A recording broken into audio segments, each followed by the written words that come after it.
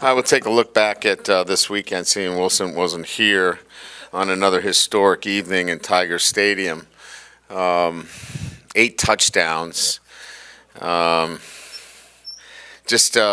I'll say this. First of all, from a team perspective, I was really happy with, how our team played up to their standard. Those are difficult games. We saw across college football how some teams, really struggle to play up to their standard. When you step out of the SEC, I think, our football team did a really good job against a team that, is difficult to play against. Georgia State has got a good football team. They're well coached. They're bowl eligible. They're going to win games. So pleased with, the overall performance. And again, an incredible evening for Jayden Daniels and the wide receivers. Obviously, we know about what he did, tying Joe Burrow's record for 8 touchdowns. He was named the SEC Player of the Week again. I think that's for the 5th time this year that he's won that weekly award. Again, #1 in the nation in a number of categories. He continues to play at an incredibly elite level and the best player in college football. So great weekend leading into, our last home game. And it's we want to be able to honor our seniors in this game and certainly playing an outstanding football team in Texas A&M. A team that is ultimately talented on both sides of the ball, skilled players, outstanding defense, ranked as one of the best defenses in the SEC. I think it's leading in total defense, #1 in rush defense, outstanding defensive line. I think one of the best, if not the best, linebacker in Cooper. This will be a great challenge for our offense, and then certainly for our defense with their skill players and our ability to certainly play, a complete 4 quarters of football. So should be an exciting matchup. They always are. It's a game that, certainly our last home game in Tiger Stadium. We're looking forward to the challenge, and it should be a great football game. So with that, we'll open it up to questions.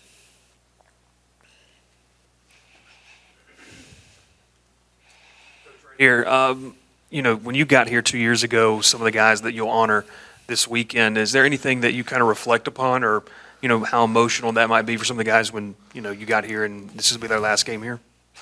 Yeah, I got to start with, the first meeting, with these guys in terms of, their commitment to our process and building a foundation for this football team. There haven't been many opportunities for me to thank them. These are the opportunities that you get a chance to thank those guys that have helped build the foundation for our football program. So this will be that opportunity that I get. Brian, obviously the circumstances are completely different because it was last season, but was there anything that you learned from losing to Texas A&M at the end of the regular season last year that you want to maybe apply to this week in order to avoid a loss here at the end of the season? Yeah, I mean, the circumstances are different, on the road versus being at home. Certainly, we had, it was our first year of, learning how to deal with success. We already wrapped up the SEC West title. I think maybe we didn't handle success the right way. Certainly that's not the case this year, so circumstances a little bit different. I think our football team has a great deal of respect for their opponent and have played consistently to the standard necessary. So I just think that this has all been about, leaving a legacy, and that is another opportunity to win 10 games. And they have that chance to finish the season strong, and this is an important game for them. Hey, Coach, right here. Malik Neighbors is first in yards and also yards per game. He's fourth in touchdowns, and he's sixth in the nation in receptions per game. Do you think he should be joining Jayden in New York for a chance to win the Heisman? Yeah, those are pretty lofty numbers, but I think you have to include, Brian Thomas's numbers, and Brian, I think, rivals Marvin Harrison's numbers right now, and he's in conversation for the Heisman. I think if you take both my receivers, those two in what they have done could easily be in that conversation. So if Marvin Harris isn't in that conversation, I don't know why, both Brian and Malik wouldn't be in that conversation. So again, all you have to do is look at the numbers. But I think that's probably why, if you want to look at numbers, Daniels' numbers are starting to pull away from everybody. He's nearly 1,000 yards in total offense ahead of the next candidate. So if we want to look at numbers, this race is starting to distance itself. Yeah, Coach. You mentioned A&M's defensive line talent. Just what have you seen from them? What do you know about them? And obviously, what's the challenge for your offensive line? Yeah, I mean, it's just that. First of all, there's depth on the defensive line. Physically gifted athletes at all levels, inside and out, and they have versatility. Their defensive linemen can play anything from a 0 technique to a 5 technique. Great versatility, great athleticism. As I mentioned, Cooper's all over the field. You got to know where he is. And that's the strength of their Texas A&M defense is the versatility, the depth that they play on the defensive line. They, and they're aggressive. Coach is an aggressive defensive play caller. They mix things up very well, especially their third down packages. You've got to be on your toes. You certainly have to do a really good job in protections and protecting the quarterback. And, you've got to be able to find a way to, mitigate some of the potential negative plays. Coach, in this whole Heisman discussion, how much do you think strength of schedule should be part of the criteria? Well, I think that there's so many different things that people look at, when they have a ballot. They're looking at strength of schedule. They're looking at wins and losses. They're looking at consistency and performance. And I think if you examine it, through, I think there's so many different components. But when you break it down, it's the eye test as well. So I could probably agree with a number of different components, but when a guy takes over a game in the manner that he has all year, I think that really shifts it more so than, really getting down to specifics. And I guess that's why it would be much more difficult if it was a non-Power 5, performance. They would kind of scrutinize that. All the candidates that are up for it are equal in terms of Power 5 candidates playing a high-level schedule. Coach, a couple of quick ones, if I could. Senior day, it's my understanding Josh Williams might have another year if he wants it, and then Kyron Lacey, somebody like that, could he have another year? Sure. Do you have some guys like that? Yeah, we do. Yeah, and each year, we go through this process where, you could have a couple senior days. It's one of those kind of situations where, we're really working off of their academic calendar. Not necessarily their eligibility calendar. So we want to be able to honor them off of their academic calendar and what they've done in the classroom. And so there is that opportunity that somebody could come back because we're still dealing with the COVID year as that additional year of eligibility. So like other stops that I've had along the way, I've had multiple pictures on senior day with players, and this could be the case as well. And real quick, fans have wondered where has Whit Weeks been in terms of. He's been injured. Yeah, he's been injured.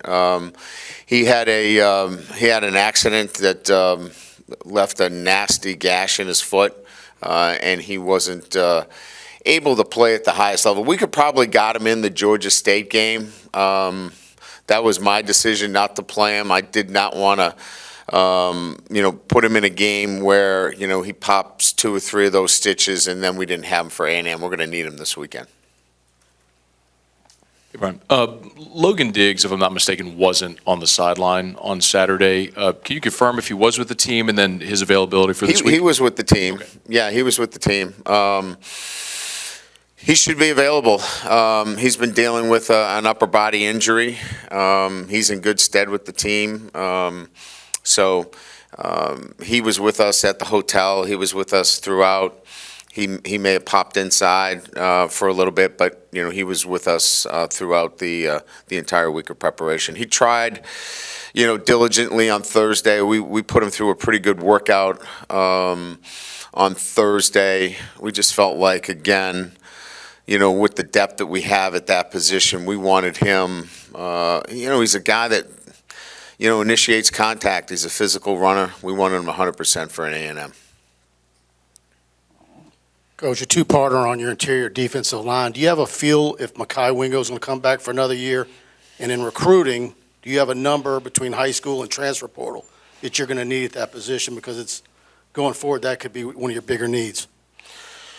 Yeah, we're going to recruit Mekhi. Mekhi's got to make a decision, relative to whether he thinks, coming back for another year is in his best interests. We're obviously going to give him a lot of data in terms of what we think is in his best interest, and we'll let him and his family and those that are helping him make his decision, process through that. But yeah, he's in that boat of trying to make a decision, and we'll give him all the data that he needs and all the information. Certainly, we'd love to have him back. So that position in itself, the defensive line, interior help is where we're looking, to help our football team. We think we're in a pretty good position at the edge of our defense. We need to get bigger, and so I think the defensive tackle position will be probably the area that you'll see us, move aggressively. I believe our good friend Wilson wrote an article about this, but could you speak to the specifics of Jayden's off-season preparation or maybe in-season preparation with the VR headsets and the throwing in California? How much of that do you think has helped him make this leap? Well, I think the mindset of a player and what he needs to do to move to that next level. Look, everybody has a choice, right? You can choose to be good. You can choose to be great. You can choose to be elite. He chose to be elite. And so then what are the steps that you have to do? And it's most of us just, in life, we're good with being really good. He wanted to be elite, and so he had to take some measures to get there. And it was early morning training. It was utilizing all of the modalities that were available to him, from VR to training in California to additional film study to footwork and training that he had not done before. So I would say that this was a choice of wanting to be elite, and he made those choices. We just provided him the resources necessary for him to get there. Just a couple quick ones. Just curious what your thoughts are on, in your experience, facing a team like A&M that's kind of dealing with an interim situation, and just what you can expect from those kinds of teams and kind of playing, for a lot still. But just and then also secondary had a question about J.K. Johnson and how his recovery from his injury is going. Yeah, so you could spend the day thinking about, well, A&M is without a head coach. What's their mindset? How are they going about this? And I've been in this long enough to know that whatever side of that they come out on really doesn't matter. It's about how we prepare. Because I just believe if we do a great job preparing and we perform at our level, we're going to have success. So I respect the question and understand why you would ask it, but we just have to focus on our preparation. We've got to prepare really well against a good football team, and so that's how we'll go about it. JK's making really good progress. It's an injury that requires time more than anything else, and the time element is giving him the opportunity. I think this week, I could be off by a few days, but I think he gets into the Alter G, which is the non-weight bearing treadmill, where he'll begin running, and so he's making pretty good progress. Hey, Brent, back to the question about an interim. Are there any differences? I know it's just one game, but any differences you noticed with Texas A&M in the one game with an interim as opposed to what you prepared for with Jimbo? No. There's the quarterback was different, without, Johnson being in there. But other than that, I mean, the offense is a little bit different. They tend to be in a little bit more of a, read option kind of mode. But other than that, it's still an aggressive defense. They still want to run the football. They still want to be balanced. But didn't see anything different from them. No. What did you make of after the 14 points Georgia State scored to, shut them out the rest of the way? And then just over the past month, how do you assess defense and strides made? Yeah, I mean, resiliency is probably the best way. We had a couple of false starts. We were anxious a little bit. They hit a ball down the field on one of our freshman corners who didn't play the ball in the air. We didn't fit a blitz. Other than that, we played pretty good defense. We tackled much better. Our fits were excellent with our defensive line. I think the defensive line improvement has probably been the greatest in terms of the last month. And then we're just playing a lot of young players on the back end that are growing and getting better. And that's just a process of them getting out there and playing. And getting experience, whether it's, Ashton Stamps or Jayden Torviano, those guys just need to get out there and play. So I would say really good, progress with our defensive line, and then the young players in the back end of the defense getting more comfortable being out there. They were a little nervous early on, played a little tentative, and I thought they played a lot more aggressive when we allowed them to get up there and press and play more competitive. So saw some pretty good progress there. And I think the last thing that I will say is fourth down stops. We had very few fourth down stops earlier in the year. We've had a number of fourth down stops now over the past month, and that's a good sign. How do you approach Thursday? Do they have the day off? No. We'll practice early in the morning. We'll finish up around 11:30, 11:45. We had our big meal Sunday, as a team, and then we'll get them in and out of here pretty early by noontime, and let them, for those that are close enough to get home to be with families. For those that don't, the coaches will take in the remaining players. Yeah, I guess just your past history. Is this week any different in your preparation? Do you have to do more early to make sure it holds, or is it really hard on the? Well, classes end on Wednesday at 12:30, so we'll have plenty of time with our team. It's an early start, so, you're changing your routine up a little bit.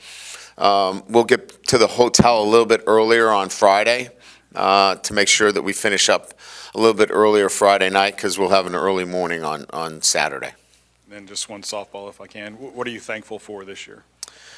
Yeah, I'm just thankful for, the opportunity to, be with my guys and develop them, in all facets. I mean, it's been fun watching this team grow. I mean, we've had our ups and downs. I mean, it's not been easy, but just watching the guys grow and overcome some adversity and some tough times, and watching them, get better. It's been fun, and I'm thankful for that.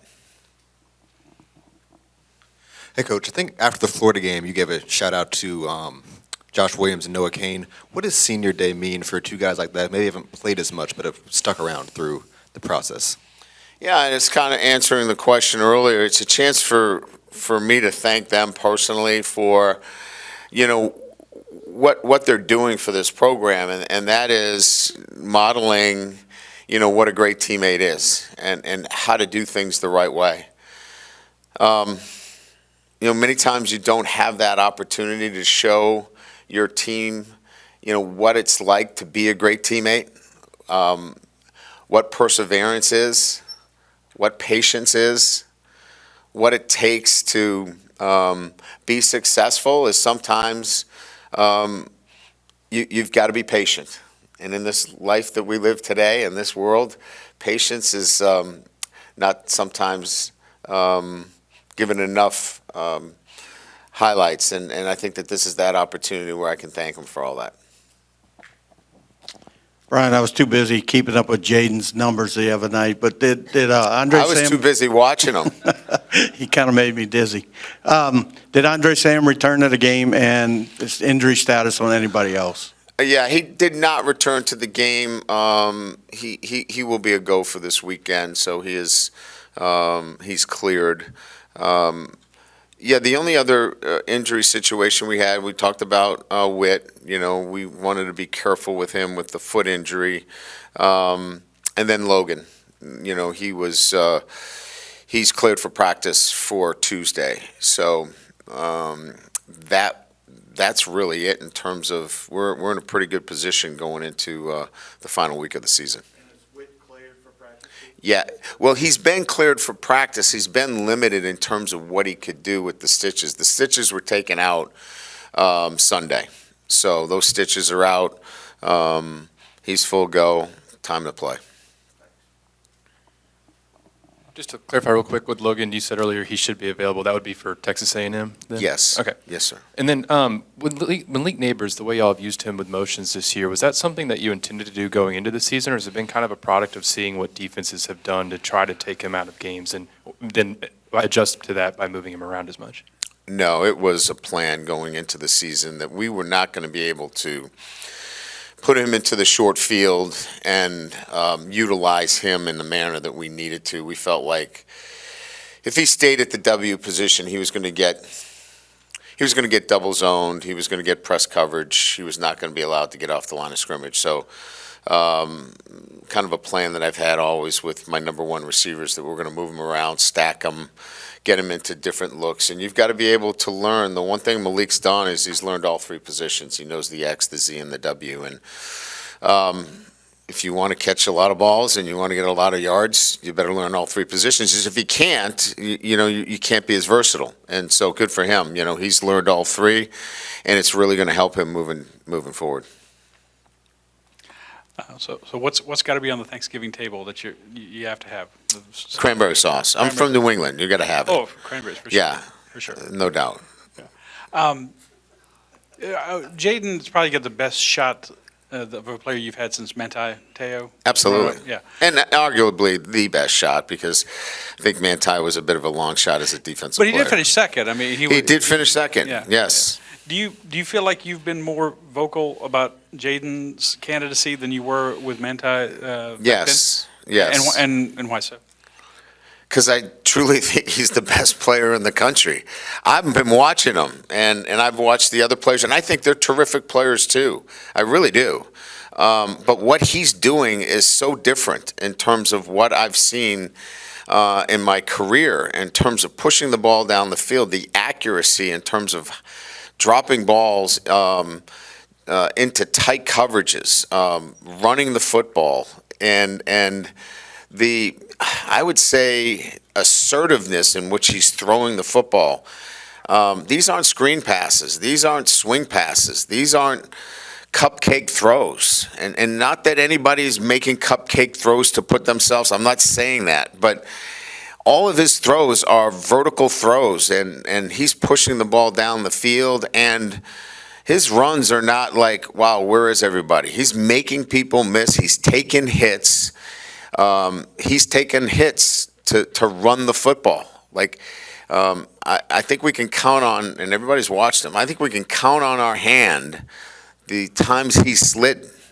He doesn't slide. I mean, he shows toughness, and that guy's a football player, and he's playing the game of football at a level that I have never seen before. Would you say Texas A&M is the best defense you're going to play this year? Yeah, I mean, I think, in terms of their versatility, in terms of what they do, yes, this is the best defense we'll see. So with Jayden and your other players not having a championship game, does this kind of set up a platform or a stage for them to really, prove their worth even more considering who they're going up against? They're excited about playing Texas A&M. Yeah, absolutely. Yeah, it's a great challenge for them, and they're excited about it, no doubt. Coach, in the past here, sometimes the program has been caught short on the offensive line. How much of an emphasis did you place on that, and how much do you think that helps you moving forward, no matter who your quarterback is and who you're recruiting? Yeah, it was job one. It was the first thing that I had identified that we needed to address before we got into anything else was the offensive line. I just feel like you can't put an offense together until you put your offensive line together. And so that was priority one, and then we'll build it out from there. Look, I had knowledge of the success LSU's had in terms of recruiting wide receivers, so that wasn't a mystery. So I'm not like some savant that figured this out. But I knew that the offensive line needed to be addressed, and we needed to focus there first. Now, obviously, we have to focus defensively and build that defense to the level that the offense has been built. And then we'll have the kind of roster and balance that we need to win a championship. Yes. Hey, Coach, right here. Assuming you're probably going to get a lot more questions about Jayden Daniels throughout the week and even beyond. What in particular, what stands out to you about his last two historic performances, past two games?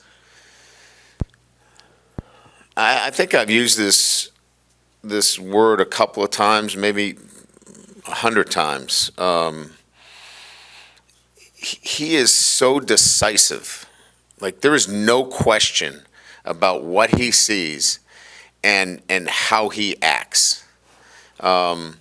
We got drop 8 for the first time in a little bit, and he did not want to run. He was looking and trying to find a window to get the ball out,